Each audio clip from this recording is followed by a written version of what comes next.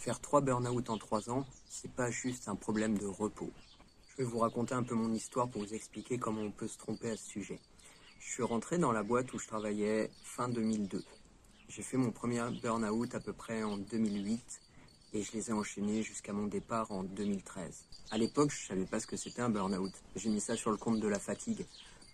Et en plus de la fatigue, il y avait de la culpabilité parce que bien sûr, si j'étais obligé de m'arrêter, c'est parce que j'étais pas assez fort.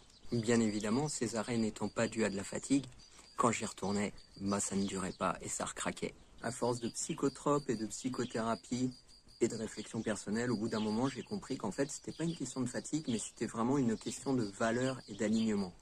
Pour faire court, j'étais commercial et j'étais rendu dans une situation où pour continuer à vendre, j'étais obligé de mentir à mes clients. Forcément, ça le faisait pas. Une fois que j'ai eu quitté ce travail, tout est revenu à la normale, bien sûr. Bah non, pas du tout. Un burn-out, on en garde forcément des séquelles.